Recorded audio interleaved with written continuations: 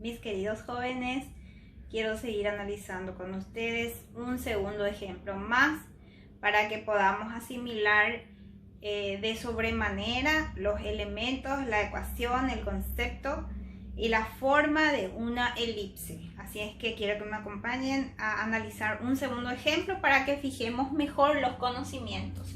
Dice aquí, determina los elementos de la elipse x cuadrado sobre 20 más y cuadrado sobre 16 igual a 1. Entonces, como podemos observar, así de acuerdo a las características que vamos teniendo en la pizarra, tenemos la ecuación de una elipse. Entonces, lo primero que tenemos que hacer es identificar la orientación.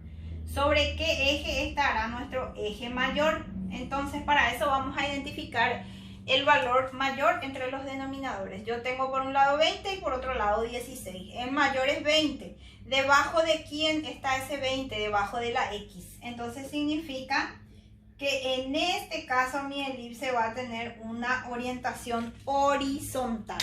Y vamos a realizar los mismos pasos que hicimos en el ejemplo número 1 para fijar mucho mejor nuestros conocimientos. Segundo paso que habíamos hecho: identificar los valores de a cuadrado y b cuadrado. Entonces eso nos proporciona la ecuación. Entonces el mayor de los valores es 20 y eso representa el valor de a cuadrado. El menor es 16, eso representa el valor de b cuadrado. Entonces voy a extraer la raíz cuadrada de los valores que tengo aquí para obtener a y b, para que no estén elevados al cuadrado. Entonces a sería igual a la raíz cuadrada de 20 y b sería igual a la raíz cuadrada de 16. Entonces, de hecho que aquí vamos a colocar doble signo y la raíz cuadrada de 20 no es exacto, pero lo vamos a utilizar en decimales o como en este caso en la calculadora, de acuerdo al modelo que ustedes tengan, 2 raíz de 5. Si ustedes obtienen un resultado en decimales, les va a salir este decimal en la calculadora, 4,47.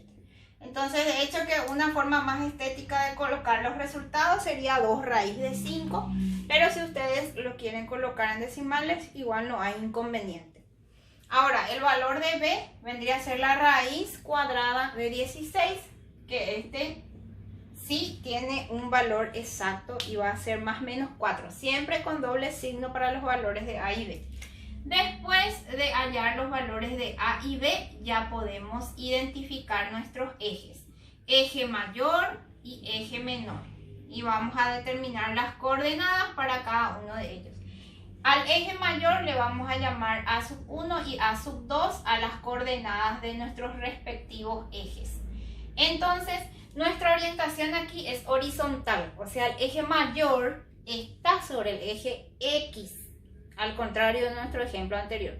Entonces, para la y va 0 en ambas coordenadas y para la x voy a colocar 2 raíz de 5 o puedo poner también 4,47, como ustedes lo prefieran. Entonces aquí, por ejemplo, tengo 2 raíz de 5 y por otro lado tengo menos 2 raíz de 5. Entonces ya tengo allí los valores para las coordenadas de mi eje mayor. Fíjense que habíamos dicho que la A está relacionado con el eje mayor y la B está relacionado con el eje menor. Entonces, tenemos también aquí B1 y B2. Si el eje mayor se encuentra sobre el eje X, el eje menor se encuentra sobre el eje Y. Ocurre lo contrario. Entonces, para la X va 0, en este caso al revés a lo que sería el eje mayor. Y para la coordenada de la y va 4 positivo y 4 negativo. Entonces ya tengo mi eje mayor, tengo mi eje menor. Y después también puedo ya identificar mi centro. Mi centro en este caso va a ser siempre 0, 0 si la ecuación de la elipse tiene esta forma. Después, ¿qué también debemos hallar? Debemos hallar los focos. Pero para hallar los focos necesitamos el valor de C. Entonces, recuerdan que para C aplicamos la fórmula pitagórica que decía que C es igual a la raíz cuadrada de a cuadrado menos b al cuadrado. Entonces, aplicando aquí la fórmula y reemplazando por los valores, tenemos a cuadrado es 20, porque recuerden que tenemos que usar ya los cuadrados en la fórmula pitagórica, no las fórmulas, perdón, los resultados que obtuvimos aquí. Entonces tenemos a cuadrado que es 20 menos b cuadrado que es 16, la resta entre ellos da 4 y la raíz cuadrada de esto da como resultado 2. Y siempre le ponemos doble signo, más menos 2. Por lo tanto, ahí ya puedo hallar las coordenadas de mis focos. Entonces tengo F1 y F2 para representar las coordenadas de mis focos. Entonces tengamos en cuenta que nuestra orientación es horizontal y el foco tiene que estar también sobre el eje mayor de mi elipse. Por lo tanto, la coordenada para la I va 0 y 0. Lo mismo que el eje mayor. El foco y el eje mayor siempre tienen las coordenadas equitativas. O sea, para la Y en este caso va 0, en ambos casos.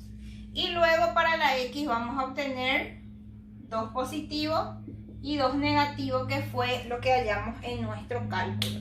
Entonces ya tenemos también los focos. Después podemos hallar también la excentricidad de la elipse, que se representa como C sobre A. Entonces el valor de C es 2 y el valor de A es 2 raíz de 5, o podemos poner también 4,47 para hacerlo más exacto, como ustedes quieran. Entonces tenemos 2 dividido 4,47 o dividido 2 raíz de 5. Tenemos como resultado 0,45 redondeado. Entonces aquí el 0,4 es menor a 0,5. Entonces la elipse en este caso tiene una forma más parecida a una circunferencia que a una elipse. Es decir, tiene más forma de circunferencia que forma elíptica. Entonces aquí decimos que según la excentricidad, que es 0,45, la elipse no es muy achatada. Y cuando hagamos la gráfica de esta elipse, se darán cuenta que es bastante parecida a una circunferencia. Solo que hay una mínima diferencia entre sus ejes y eso hace que no sea una circunferencia perfecta. Y por último podemos hallar también el lado recto, que como siempre vamos a simbolizar por LR, y tiene la fórmula de 2b cuadrado sobre A. Tenemos entonces, aplicando la fórmula, 2 por b al cuadrado, que es 16, y el valor de A, que es 4,47. Siempre para la elipse y el lado recto ya utilizamos los valores positivos. Y solamente para las coordenadas le colocamos los dobles signos que tenemos acá, que corresponden de nuestras raíces cuadradas. Entonces tenemos 2 por 16, que es 32, y lo dividimos por 4,47. Entonces el valor de nuestro lado recto sería 7,16. Entonces este también vendría a ser la longitud o el valor de nuestro lado recto, y de esta forma también ya terminamos este ejemplo, para que fijen mejor los conocimientos y les sea más fácil resolver sus actividades. Espero que hayan comprendido y que les sea útil. Nos vemos en una próxima ocasión.